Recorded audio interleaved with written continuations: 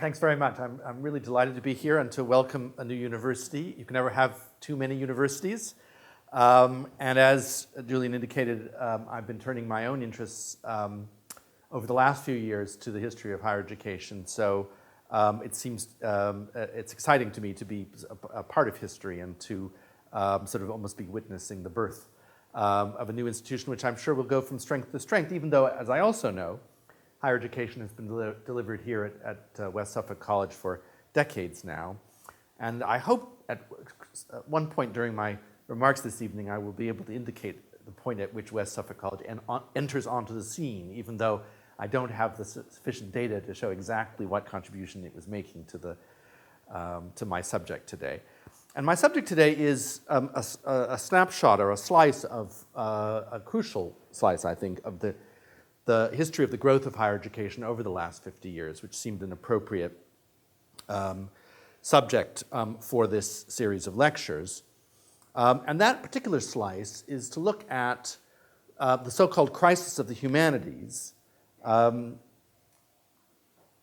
the title of a book edited by J. Plum, a great Cambridge historian, from 1963. A crisis of the humanities which has been almost consistently and continuously proclaimed throughout the whole of the last 50 or 60 years.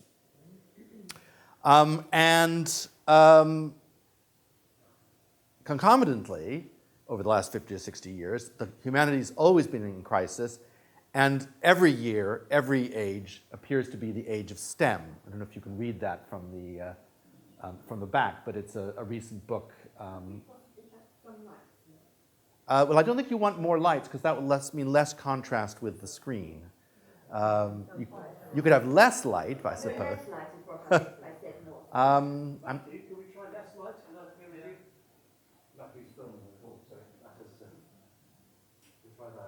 Is that better? Okay, I can just about read my notes. Not really, actually. No, it's all right. There we go. Let's try that. We will collaborate. You'll see the slides, and I will sort of see my notes. Anyway, a continuous crisis of the humanities over the last 50 years. Every age is the age of STEM. As governments and employers, and STEM meaning, of course, science, basically, science, technology, engineering, and maths. As governments and employers and pundits, though not, as I hope to show, parents and students, insist that STEM is now and has always been the key to economic growth, the key to personal success and happiness, and indeed marks the very identity of the modern world.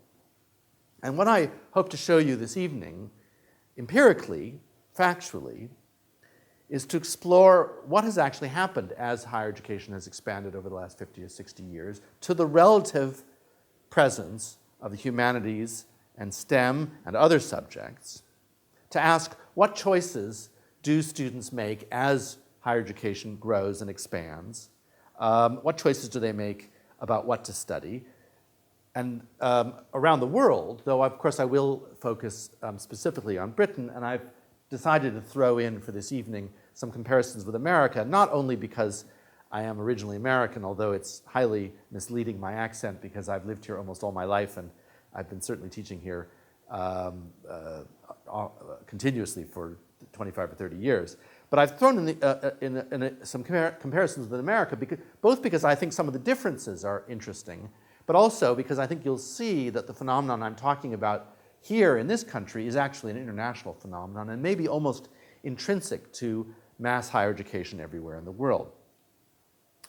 And to cut to the chase, to give you a spoiler, the short answer to the question what happens to the relative position of the humanities and STEM in the second half of the 20th century is that there has been a rise of the humanities at the same time as there has been a rise of STEM, more or less in equal measure, in that both the humanities and the science subjects have grown as you would expect them to grow in a period of expansion in higher education numbers overall, but more or less keeping pace with each other. If anything, this humanities growing slightly more rapidly than STEM in certain periods, which poses the interesting question, which I hope also to address. Why do we keep crying out about the crisis of the humanities?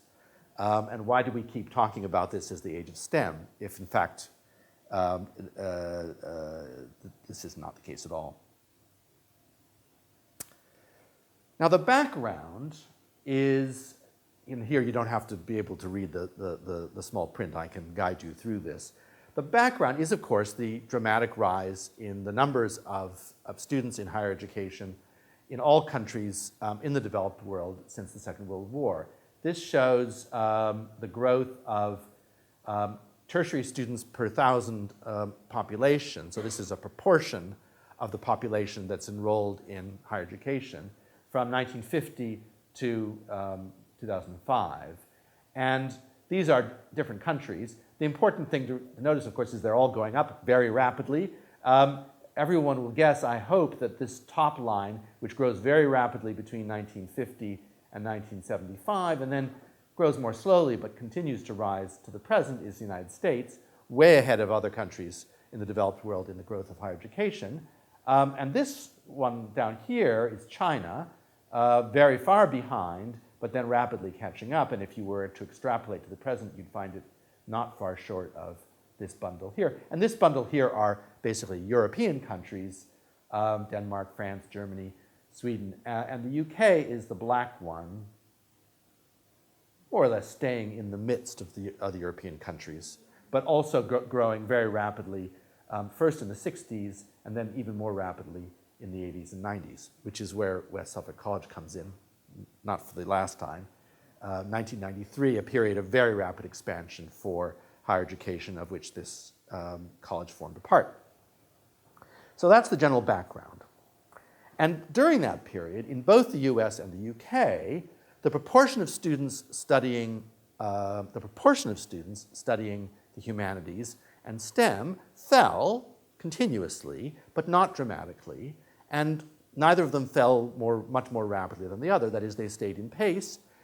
Of course, if the proportion of students studying these subjects remained reasonably stable and fell only gradually, the total number of students studying these subjects will have been rising very dramatically, as I will show you a little bit later. But for the time being, oh, sorry, that's not the one that's supposed to be there.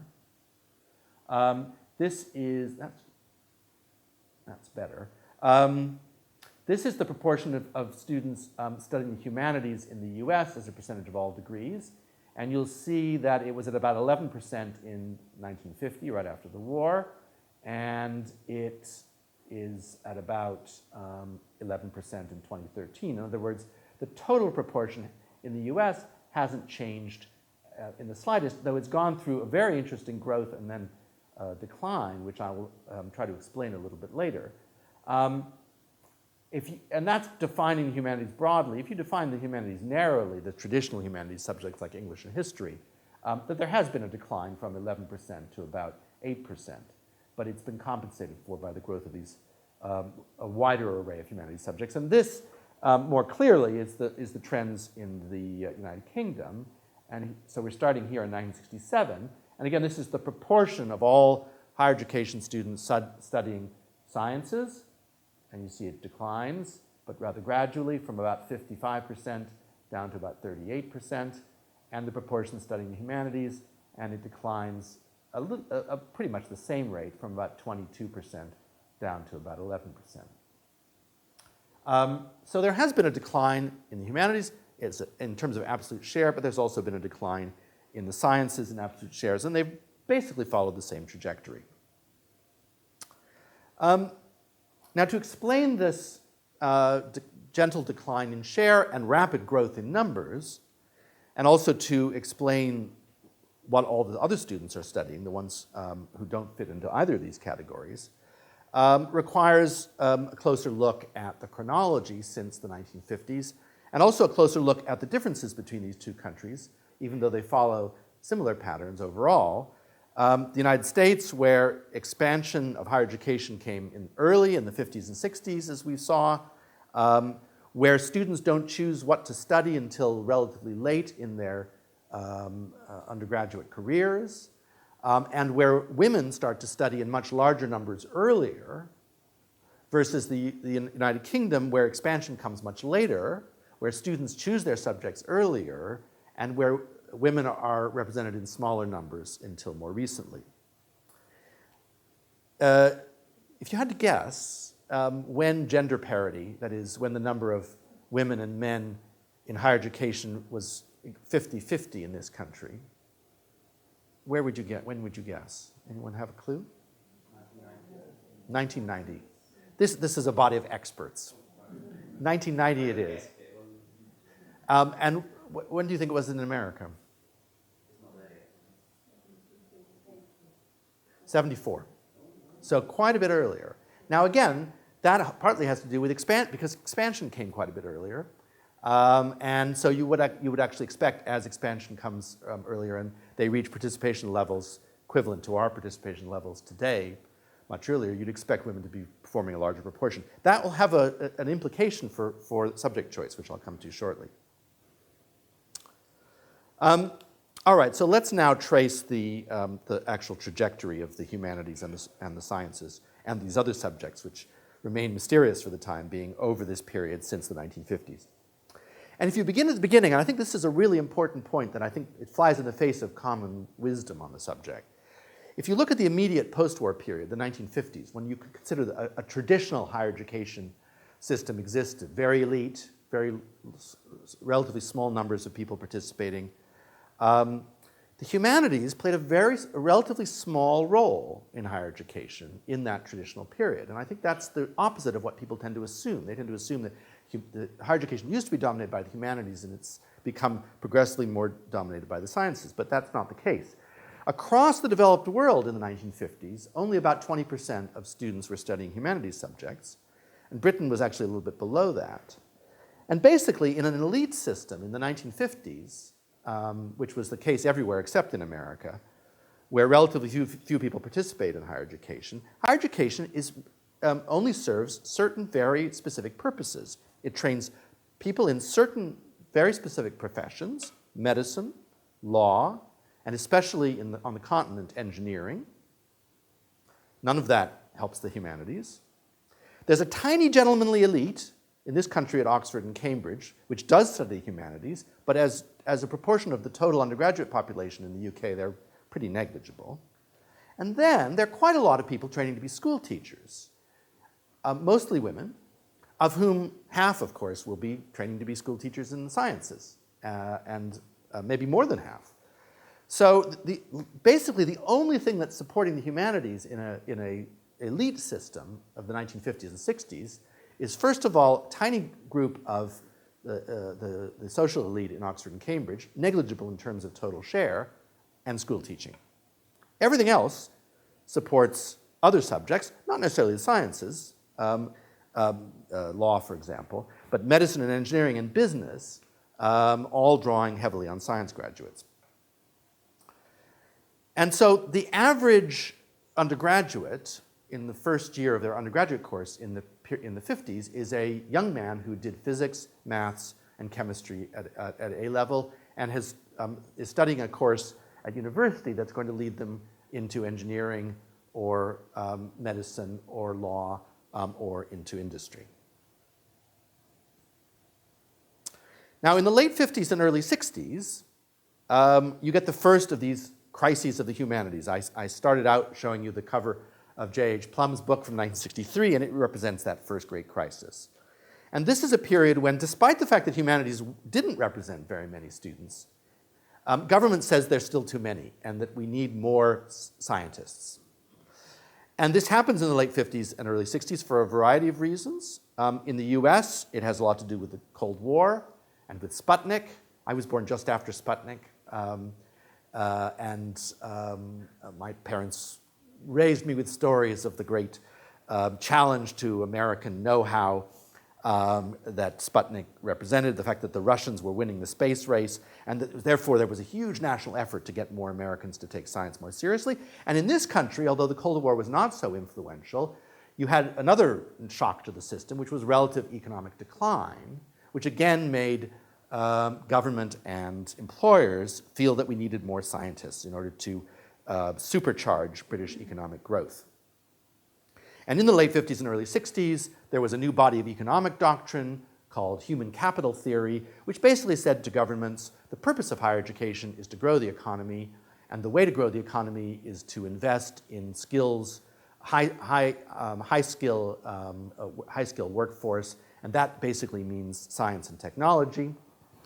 And there were a series of reports. The Robbins report is the famous British report in 1963, but there was in Australia the Martin report, and in Canada the Duff-Berdahl report, all of which recommended to government a big push to expand higher education. And the assumption was that if you expand higher education, the students would know instinctively that the way to go was into STEM subjects, into science and technology subjects, and that all you had to do was to expand higher education, and the range of science and technology skills available to employers would expand naturally with it. But it didn't happen.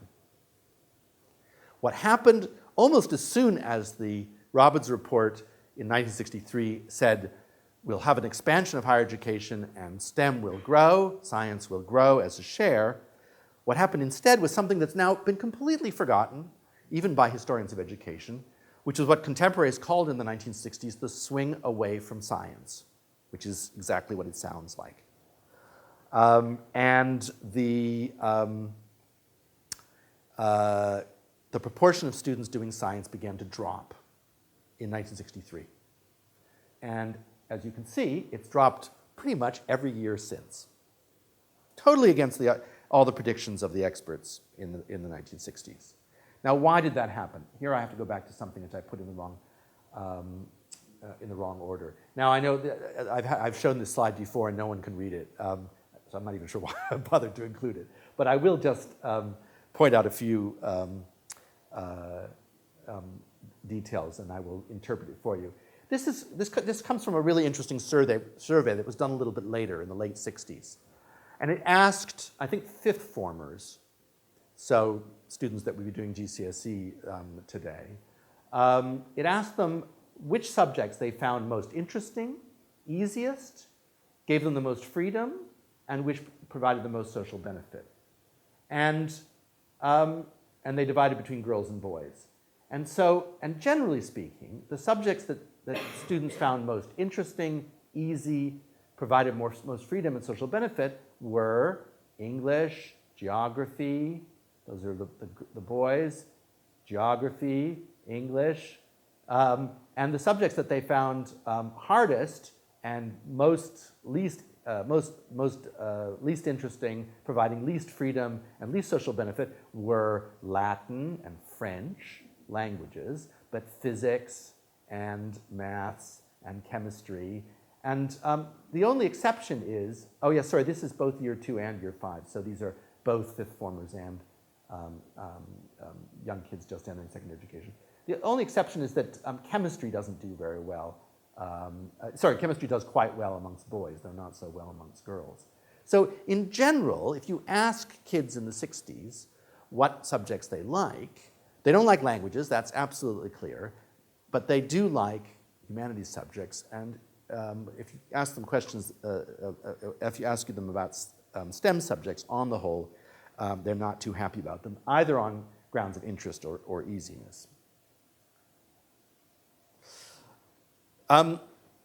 So one thing that's happening is that as you expand the higher education pool and you bring in more people who hadn't previously thought they were going to be studying higher education, they gravitate away from science subjects and to some extent towards humanities subjects. But there are other reasons as well. The gender balance is shifting.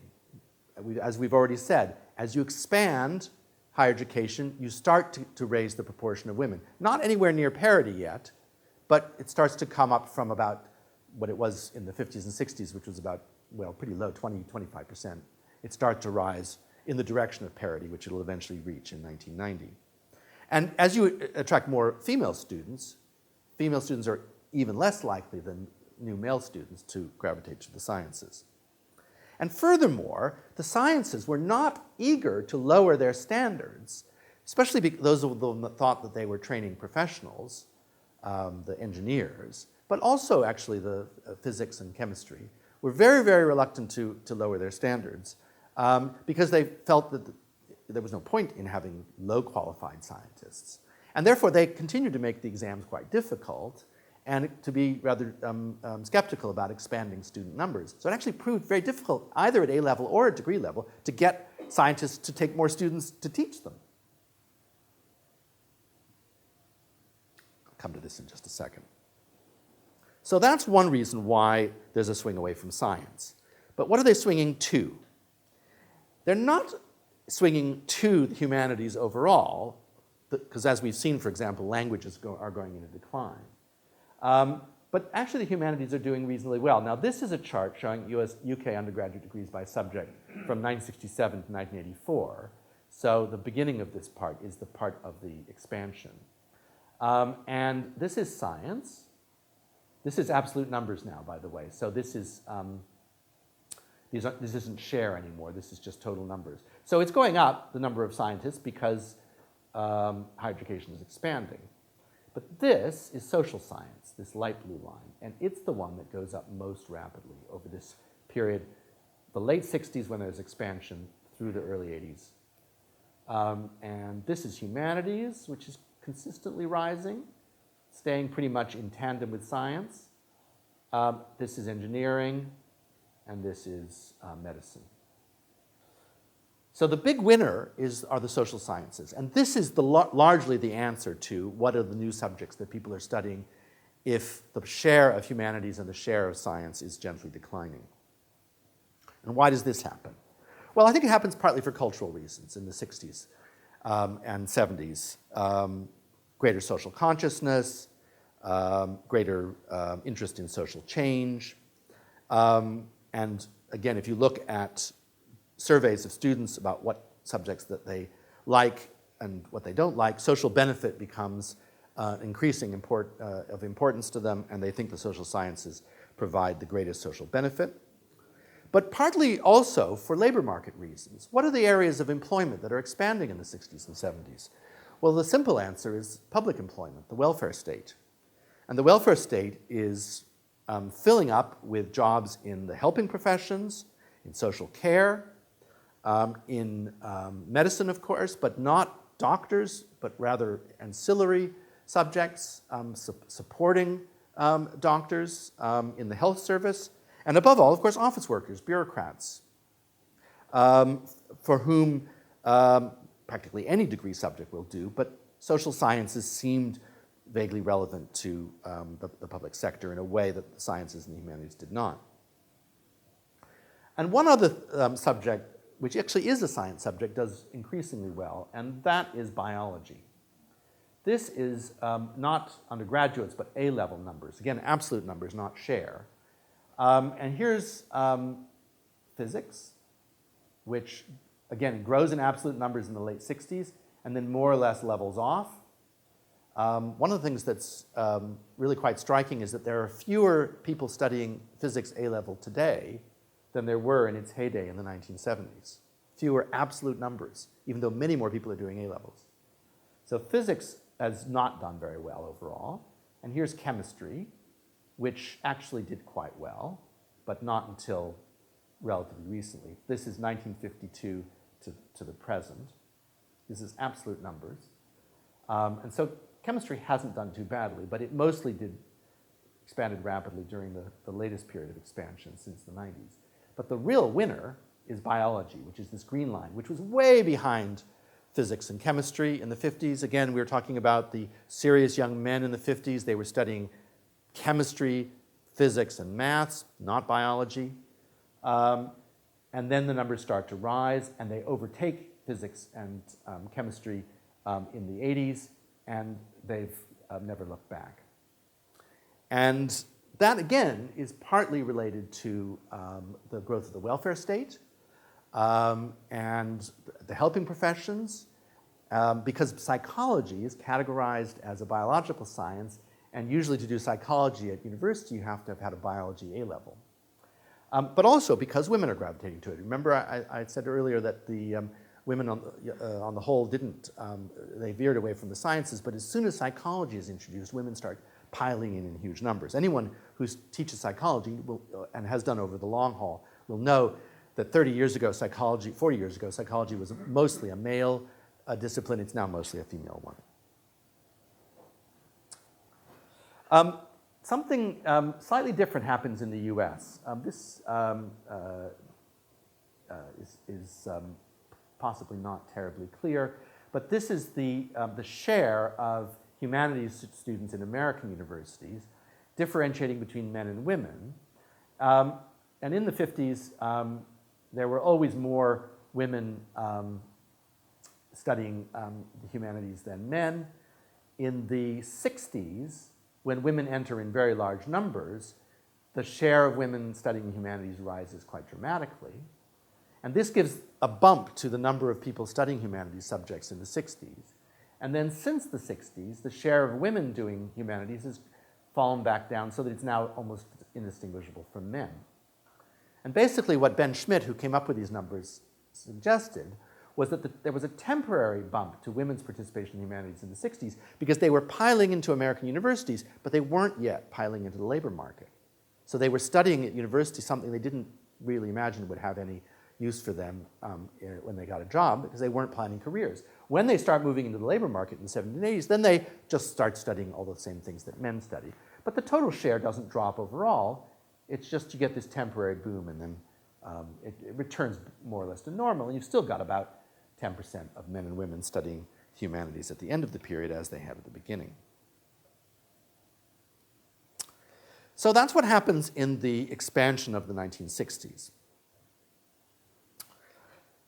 Now, for other reasons, and this is a subject really of another lecture, but for various reasons, the participation in higher education levels off in the 70s and 80s.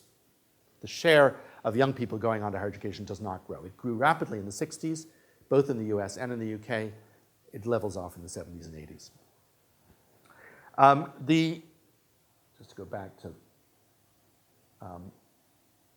my numbers, this is the period of that leveling off. And as you see, during that leveling off, not much happens to the share. It remains pretty stable. So the number of people going into higher education doesn't grow in the 70s and 80s, and they're continuing to study the same subjects that they always used to study, somewhat fewer studying science, somewhat fewer studying humanities, and more of them studying social sciences.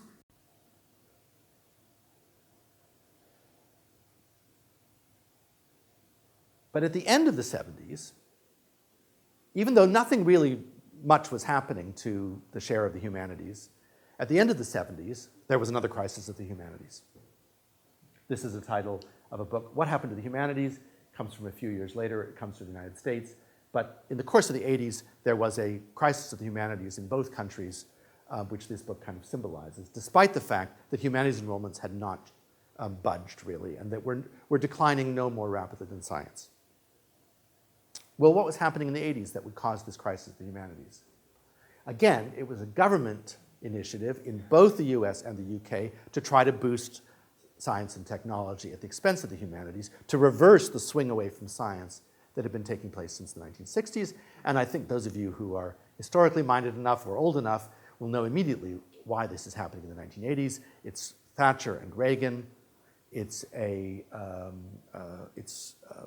new right governments in both countries that argue that the 60s and 70s had been a period of softness and indiscipline and anything goes and the permissive society, and that what we needed to do is we needed to, as Norman Tebbit famously said, get on our bikes and go out and find a good job that will contribute to economic growth and feed our families and lead the nation on to greater things. And this was conceived by both Thatcher and Reagan as a crusade for more science and technology and fewer humanities. Keith Joseph, Thatcher's education secretary in her first years in government, also had a personal beef about the social sciences and said that he thought the social sciences were basically socialism under another name. And so the fact that the social sciences had been growing in the 60s and 70s was just as bad as the fact that the humanities had been steady. And in both cases, his goal was to replace them with increased recruitment to the sciences. And so both governments in the US and in the UK did all sorts of things to try to encourage more students to take science courses, both at A-level and at university. And it didn't happen again. In the US, as I showed you earlier, the share of humanities drops, but it only drops because women are now entering the labor market, and they're taking subjects very much like men. And in the UK, it doesn't really drop at all. At least it doesn't drop any more than the sciences do. And the sciences continue to drop as well. And in the 80s, and then especially in the 90s, the big surge is not any longer in the social sciences, psychology, sociology, economics, anthropology, but new, what we think of as sometimes as more vocational courses, though I don't think they are always vocational, some of which are related to the welfare state still, like social work, nursing, but mostly are just related to office work in the modern society, business, journalism, communications. And those are the growing areas in the last decades of the 20th century, and not the sciences or the humanities. If anything, these subjects, which are usually grouped together as social studies, if anything, these subjects are closer to the humanities than they are to the sciences.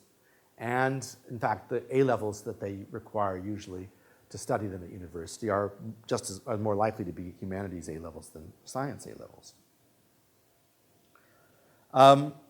And another group of new subjects that are growing very rapidly in this period, art and design, are actually humanities subjects, pretty much indisputably, creative arts, which are not necessarily directly vocational, although sometimes they may be,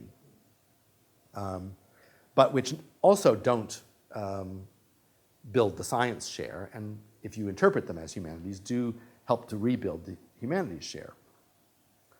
And this surge of new subjects came about as a result of a much misunderstood phenomenon, which was the rise of the so-called second-tier higher education institutions, polytechnics and teacher training colleges, which had been assembled in the 60s and had become more and more important in the higher education scene in the 70s, and which began to expand in the 80s, and when in the 90s, when the higher education system as a whole expands very radically, it's those second-tier institutions, the polytechnics and the teacher training colleges, which absorb most of the growth. Not all of it. All the older universities grow too, but they become a larger and larger proportion of the total. And of course, in 1991, these second-tier institutions are given university titles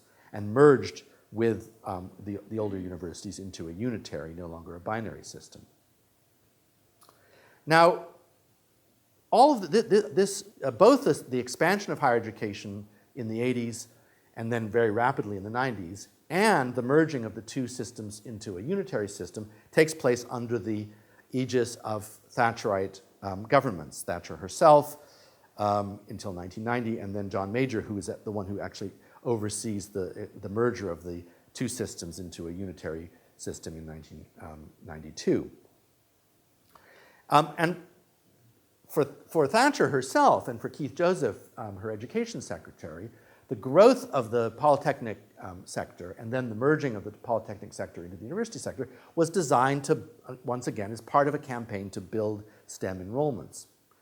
But this was based on a fundamental misunderstanding of what kinds of subjects had always been taught in these so-called second-tier institutions, polytechnics and teacher training colleges, where the sciences had never had a disproportionate share of enrollment. It had always been the case that the sciences have had about the same share in polytechnics that they'd had in universities, and technology as well.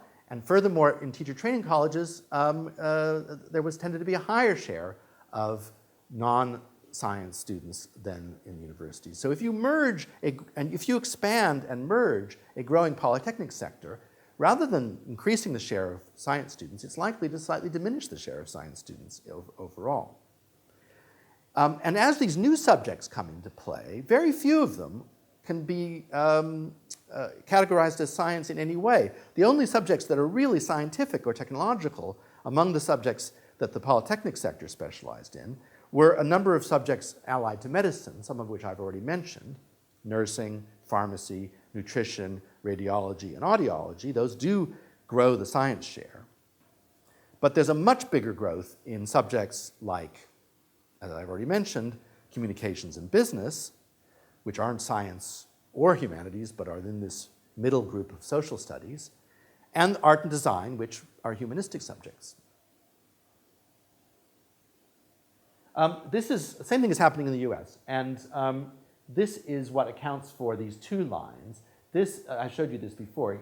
This is the 1980s and 90s up to the present, and this shows the share of the traditional humanities subjects.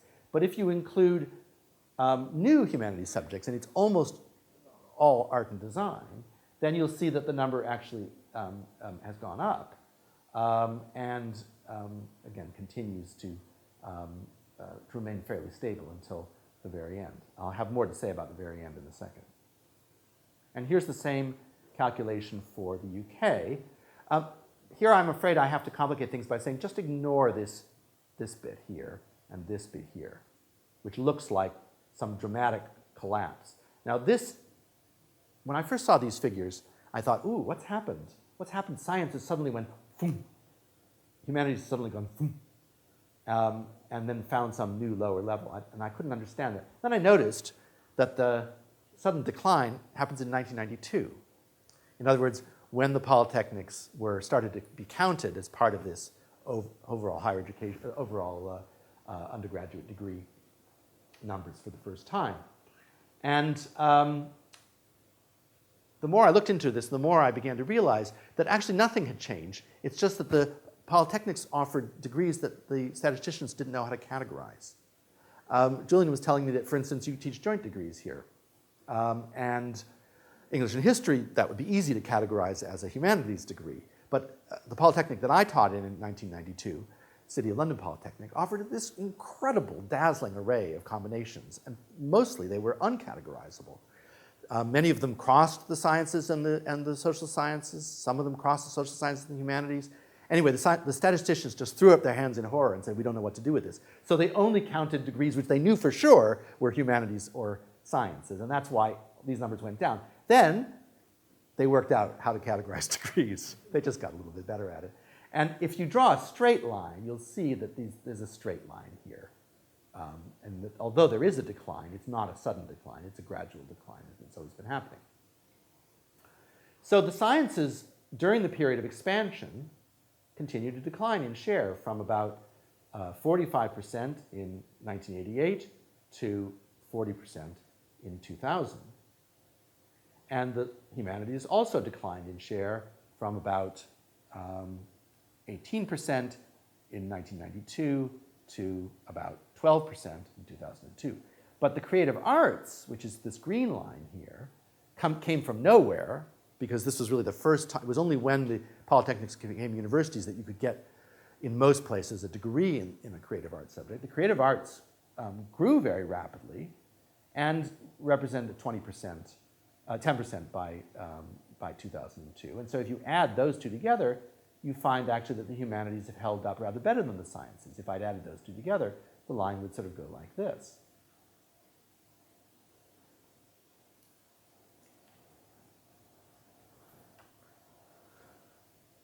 So if you reassign new subjects to either the humanities or the sciences where that makes sense, keeping the social studies subjects separate, if you reassign the new subjects, if you put subjects allied to medicine with the sciences and you put the creative arts in the humanities, you find that actually in this last period of expansion, the humanities hold up rather better than the sciences. The sciences continue to decline in share, whereas the humanities level off.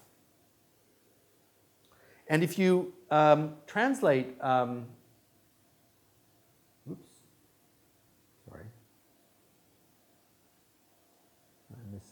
I'm missing a slide. Oh well. If you translate that into absolute numbers, of course, there's been a huge expansion of humanities students and science students because the total number of students has expanded so rapidly. Even if you take, by the narrowest definition, the number of humanities graduates in the 1960s and compare them to the number of humanities graduates today, the number of humanities graduates has increased fivefold, 500% since the 60s.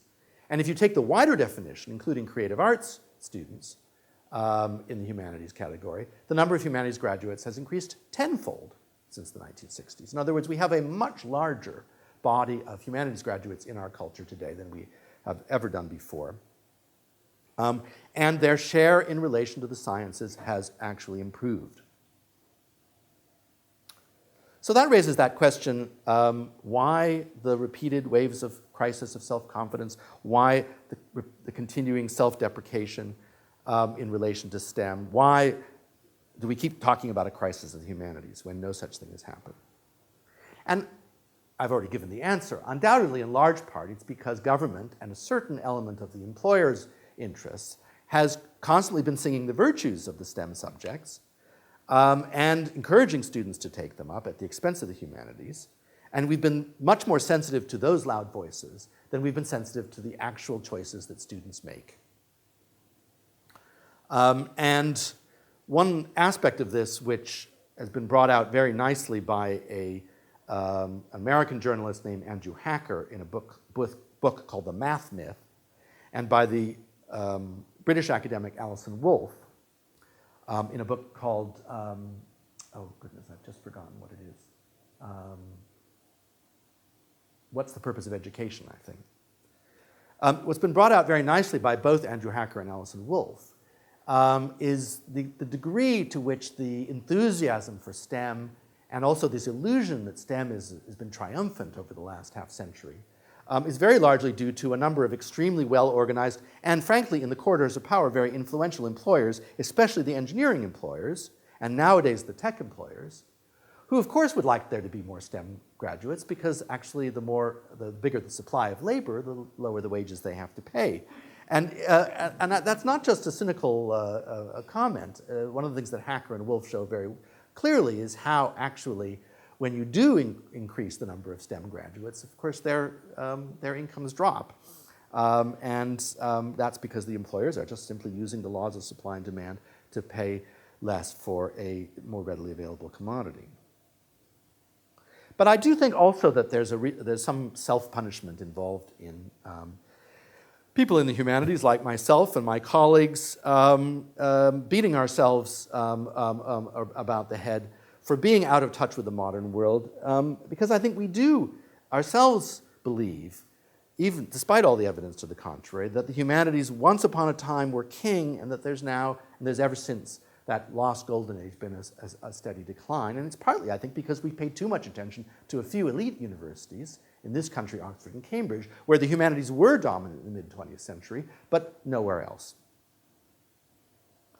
And I think we in the humanities have failed to appreciate that despite all the propaganda they get from government and employers, new students entering higher education, people who come from backgrounds without higher education in their family, and who are entering rather tentatively, sometimes being herded in.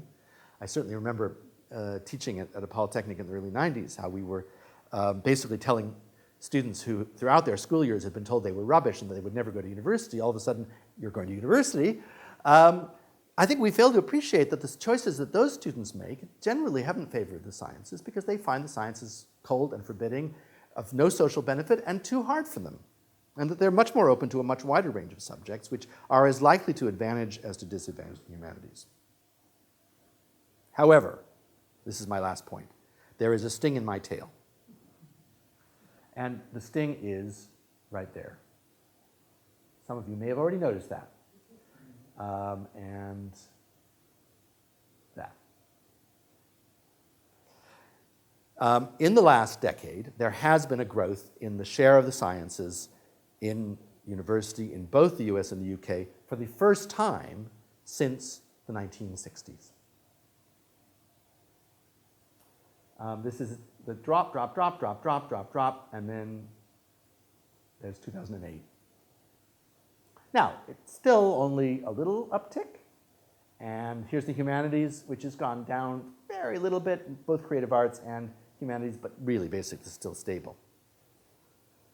And this does look like a drop in direct response to the economic uncertainty of the period since 2008, as well as, of course, the renewed, incessant drumbeat from government employers about this is the age of STEM, employers want STEM skills will get you a job. I mean, actually, Nikki Morgan, when she was Secretary of State for Education in the coalition government, made a big speech, I think it was in around 2010, saying explicitly, people think that STEM skills are only for nerds and wonks, but STEM skills are the skills that will get you a job most easily, and STEM skills are what you should be acquiring at school and university if you want future employment. It wasn't true then, still not true now, but it was an explicit endorsement by government of this, a repetition of this constant refrain.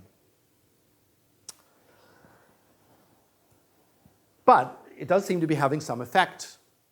Perhaps the dog is finally beginning to bark. And my final question is, why are students listening now when they didn't in the previous crises? It might be this renewed enthusiasm on the part of government and employers. In a context where nowadays we all talk about all the choices we make in life more and more in economic terms, in microeconomic terms, that is, how it affects you personally, rather than in macroeconomic terms, what's good for the country as a whole. And government has something called LEO, the Longitudinal Educational Outcomes Database, which is designed to give people evidence about what subjects lead to the best outcomes in terms of income for their graduates. And I'm not going to go into detail about this, but this shows the low end of the salary and the high end of the salary for every subject, plus where the median lies. And basically, as you won't be surprised to know that medicine is at the top, veterinary science, economics, engineering, maths, mostly STEM subjects. Here's nursing, computer science, and both basically humanities or social studies at the bottom, creative arts, that's agriculture, mass communications, psychology, interestingly quite low, history and philosophy, English. So that seems to, if you Just from that to this one, law. the longest one on the right. Oh, that one there. That's business and that's law. And that's business and that's law. And what's interesting about that is that obviously the high end of law graduates are actually very well paid. The high end of business graduates are very well paid. But so many people take law and business without ever ending up in law and business careers that in fact the average is quite low or lower. So that explains that. We can talk more about this in a second when I finish. It's interesting, and I'll show you some more. If you're really fascinated by this graph, I've got some even better ones to show you. But there's no doubt that government is giving students a lot more. I mean, anyone here who's involved with higher education knows this. Government is giving students a lot more information about what they consider to be the graduate outcomes of specific degrees and encouraging them to make degree-level choices based on them. Then there is, of course, mounting debt, which, as we know, has not deterred people from participating in higher education, but undoubtedly is weighing on people's minds and affecting their choices in higher education in terms of what's going to likely to produce the higher incomes in the longer term so they can pay off that debt. And then I think there's a short-term effect, which is the stagnation of the economy since 2008, because it's always the case that in a temporary downturn in the economy, the sciences have a little blip and the upwards and the humanities have a little blip downwards. The difference is that we've had now 10 years of stagnant wages, so it's no longer a little blip. But whatever the reason, there's no doubt that, I say this as someone who advocates for the humanities and tells students they should study the humanities, despite what they're being told by government and employers. I do think we need to learn how to grapple with this and to point out, for example, that these figures are highly misleading, because if you control for family background, region, and prior attainment, actually it turns out there isn't much difference between the incomes that different subjects yield. The fact is that the people with the higher incomes tend to come from the highest social classes, and they tend to have the highest levels of school attainment. And so new entrants who are coming in are not going to be appearing on this end of the spectrum. They're going to appear on this end of the spectrum, and whatever their subject choice. And therefore, this kind of data which does not control for your particular characteristics is highly misleading. Furthermore, of course, if too many people choose these supposedly high-earning subjects, for the reasons that I mentioned earlier, the labor supply grows, the employers reduce their incomes, even high-attaining, high social economic backgrounds won't get those high incomes, because the average income for these so-called STEM skill-related jobs will fall. The bottom line is, the final truth is, that it's not the subjects that you study at school and university that determine your destiny. It's still, alas, who you are and where you come from. That's not a vote for the humanities on socioeconomic grounds, on microeconomic grounds, but it's not a vote against the humanities either. And it's a reminder that microeconomics are rarely the right way to assess the value of a higher education in any subject, and that those of us who are encouraging people to take the humanities subjects still today are, despite what employers and governments saying, not giving students bad advice. We're encouraging them to go where their own passions and interests lie, and on balance, that's the right choice for them to make on every score, economic and social and personal. Thanks.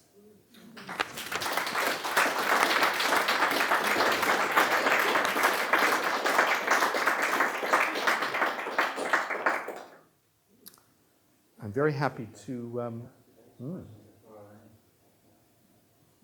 Question. Yes. Thank you very much.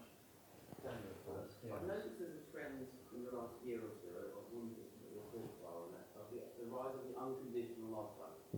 So, when I've worked with students who go on to university, and it used to be incredibly rare to get an unconditional offer at university. You have to have a qualification already in year 4, but I've noticed there's a real competitiveness in the university market, and I'm wondering if that has an effect on science, because now I think is there some cap that has been lifted for universities, the number they can. Yeah. It seems like they're just grabbing anyone. That's a very good subject and a very good question, and it's a subject that I'm interested in for a variety of reasons. So basically what happened in the expansion of the 1990s was that as the higher education population grew, initially it was the new universities, the post-92 institutions that grew. But after a while, the older universities began to see that they were being caught up, and they began to suck students up from the Polytechnic's natural catchment area. And the way they did that, very sneakily, is they'd say, oh, we have a 3A offer, but then they would actually offer people 3Cs. The same thing is happening today, because the government has released the cap on student numbers. Any university can grow, and the old universities have now caught on to this wheeze, and they are growing very rapidly at the expense of middle tier and lower tier institutions. It's coming, especially in history, I know this very well. I was visiting not long ago the history department at Teesside University in Middlesbrough, and all of their students who were getting 3Cs were being sucked up by York. And it says on the York website, you need 3As to get into York to do history. Not at all. You can get 3Cs. And the unconditional offer is just another tool by which the older universities are sucking student numbers from the bottom. Taking the cap off is a very good thing because it's allowing higher education to expand according to student demand. But allowing these kind of deceptive practices to go on, I think, is a very bad thing. And we're going to get a ridiculous situation whereby a much larger proportion of the population is in a very small number of universities, and everyone else is struggling. And it's unsustainable in the long run. Furthermore, it's, of course, changing the character of those older universities in ways that they're probably not even aware of yet. Oh, sorry, you did ask the directly relevant question. I don't think that's a good question. I don't see why it would do. I mean, for one thing, degree choice is very much predicated on A-level choice. And so, and you can see these same uptick in science choices. In fact, I could probably go back and find it.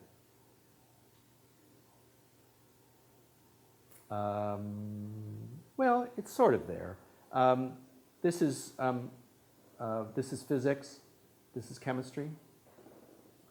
It's actually started rising a little bit before 2008, but as you see, they've been rising quite steadily.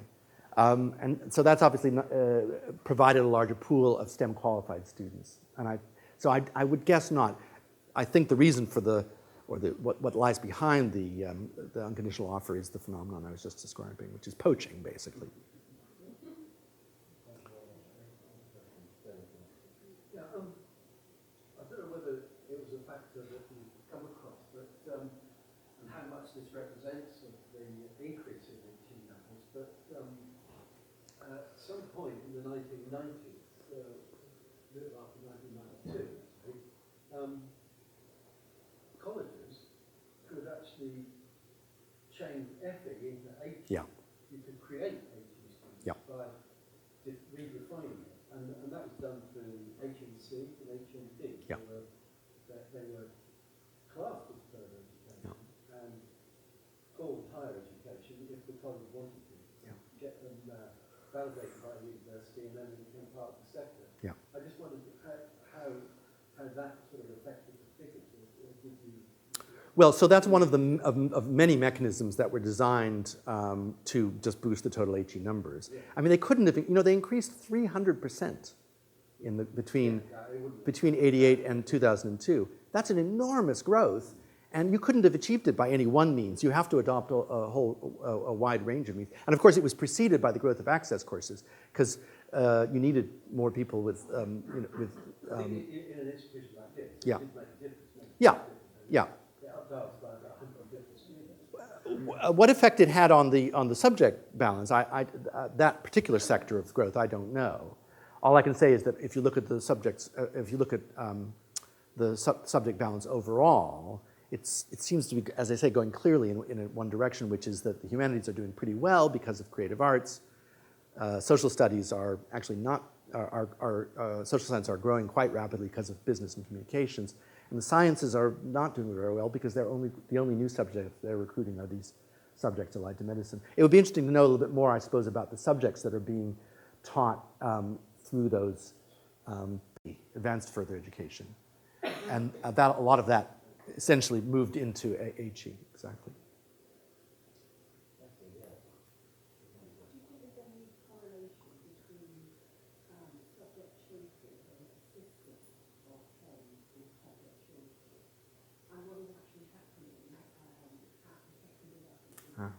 Yeah.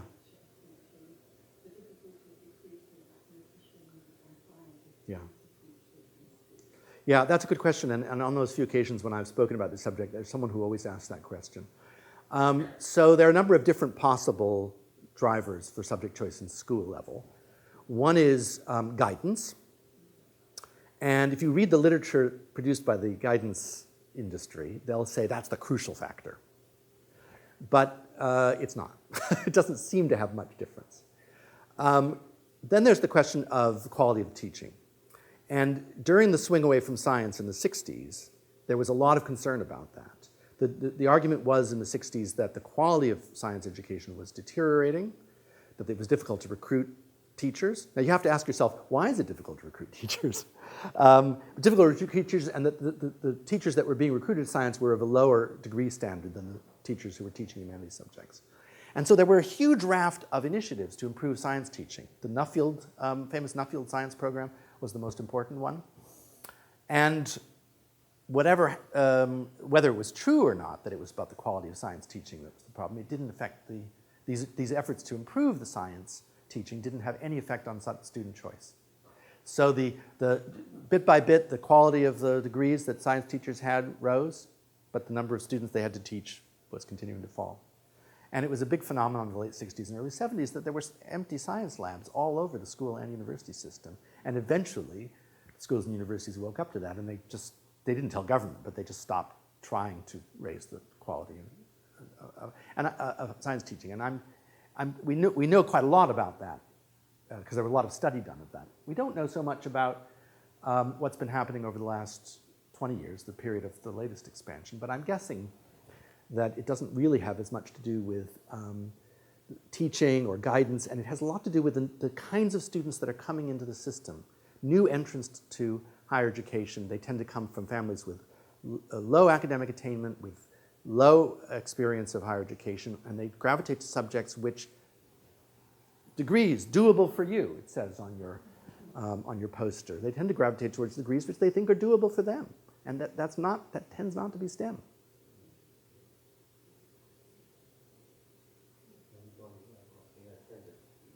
Just curious. We'll have one there and then. That's right, you go first, then you can. I was curious. You just mentioned earlier on, we saw a small graph, China was Yeah. up. I just wondered about India, how, or if you don't know, or wasn't time being mentioned. Yeah. It's still, as on a per capita basis, it's still very low. I mean, of course, India is trying to expand higher education dramatically, but it started from a low base, much below China even, and it's not caught nearly up to the China. So, but maybe in the next 50 years, yeah, you'd expect to see a surge in higher education in India. Yes, sir, you wanted to. The relative rise of STEM from about the late 1990s onwards. Yeah, or no, 2008. It's pretty specific. How much of that could be attributed to computer science and the growth in that field? And also, as part of that, how much is that accurately categorized? Because, for example, I know a lot of peers of mine work in design-related Yeah. computer subjects. Yeah. That's obviously categorized based on their degree as STEM. And that's quite a huge field, interface design and all sorts of... It's not as big as you might expect. I mean, and this again, I think, is part of the illusion that we labor under when we think about STEM versus humanities. We look at some key sectors in the economy where innovation is going on, but the actual numbers of people employed in those areas or training for them at higher education is not. It's just not. I'm not saying it's negligible, but it's not as high as you might expect. And there has been a surge in computer science recently, but one of the downsides of that is just as there is, remember I was talking about business and law, there's quite a big spread between the low-end incomes and the high-end incomes, and the median is for law not very high. Well, the median for computer science is higher, but the spread isn't too bad, but it doesn't get very high. And one thing that's happening, this was for the graduating cohort of 2008, so it's already 10 years old. One of the problems with all of these data sets that the government is using is that they're always about 10 years behind. But the evidence from Alison Wolf and Andrew Hacker is that the low end of computer science earnings is dropping as there's an oversupply of computer science students for the actual jobs that are out there in the economy. If I asked a group of 60 people like this, what do you think are the skills most undersupplied in the current labor market? What would you say? There's one that's way ahead of everything else, and then there's another set of skills which are just behind it. It's not science. What do you think is the one skill that's most in undersupply and in Negotiating of the Brexit talk. It's caring skills. It's people who work in nursing homes and care homes and rest homes. No, they don't. But if you ask what the skills that are needed are, the labor market doesn't reward those skills. That is, there is not any direct relationship between the income that you get and the scarcity of a skill or the demand for a skill. That's my point. That's where the biggest needs are. Now, you're right. Those are mostly supplied by people who don't go to university. That's why they're mostly supplied nowadays by immigrants. The next most skill in demand is, and it's actually closer to your negotiating suggestion than you might guess, is managerial and human resources skills. That is human management, so middle management. And those skills, of course, usually you do need to go to university, but it doesn't really matter what your degree is. A biology graduate, a chemistry graduate, a history graduate, and a business graduate are equally capable of providing those managerial skills. And then there's another set of skills that's in demand are symbolic manipulation skills, which are, again, things which people in sciences and the humanities can equally supply. When you're looking for technical skills, things like computer science and biological laboratory skills, they come relatively low down the demand curve. We don't have a shortage of STEM skills, despite what you hear. We have a shortage of caring skills, and we don't pay enough for it. We have a shortage of management skills, which can be supplied by any graduate. And that's why graduates, whatever their degree, tend to make the same amount of money. And that really only, regardless of what their subject is, and really what they're being rewarded for are other things like your social background, what part of the country you live in, how well you did in your A-levels.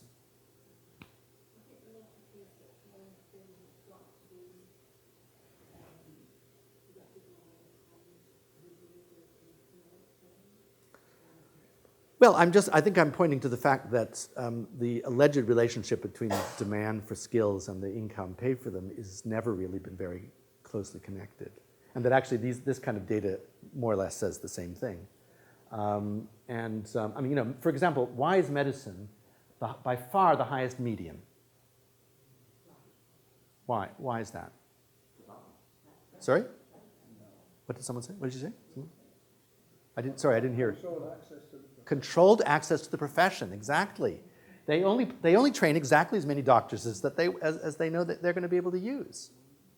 It's got nothing to do with demand for doctors. That's exactly right. So that's not a very good example. Now, here's creative arts. Why is that amongst the lowest? There isn't a huge demand in the labor market for creative arts skills, but the fact is that most people who do creative arts degrees and go into creative arts related careers do it because that's what they've always wanted to do, and they're not really doing it for the money. So on the extremes, it's got nothing to do with supply and demand, and I just suggest that actually supply and demand is of only a limited use in explaining returns to subjects across the board. It's better correlated with some of these other things, but it doesn't bear much relation to it. And frankly, I can't see a day anytime soon when we're going to give people in care homes, a wage that reflects the demand for their skills. I just don't see. You have to have a complete reversal of social values. You don't think what happened to teaching and nursing when they became graduate professionals will also happen to caring profession? Well, that would be a way to help to achieve that end. Higher education, But you wouldn't necessarily want to do that, would you? Well, it starts from the care of the youngest of our society. Yeah. They're expecting, very early Yeah. carers of early years to now go for degree. Yeah. We need to Yeah. push it the other way. Could happen. Personally, I don't see anything wrong with having 80% of the population with degrees. We have 100% of the population now who have to be in education or training to 18. 100 years ago, the school leaving age was 12. Yes, just. It changed in 1918.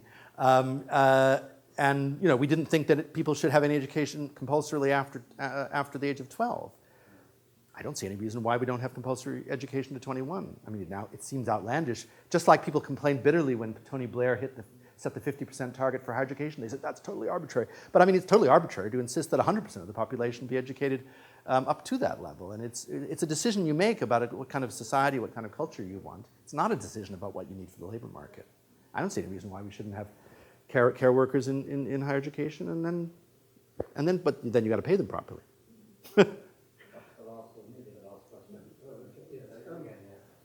It's interesting that the trends are broadly the same in the US and but there's a sort of interesting difference. In Britain, we tend to specialise early, Yeah. and in the United States, you don't. Yeah. I did say that at the beginning. Yes, but Yeah. I just wanted, because you sort of think, well, if you could have later specialisation, Yeah. it would be, there'd be more time for students to adjust choices, etc. Yeah. Why do you think that isn't the case? It isn't the case because, again, subject choice at university, even in a specialized system, doesn't affect very much what most people do after they leave university. There's not that close a connection between subject and labor market outcomes. And so it doesn't really matter if it's early or late. And now I speak as an American who came to this country and whose children were educated in this country, and when they came to age 18, I said to them, well, do you want to go to university in America where you don't have to decide what you want to do, or you can stay here and you can choose your subject?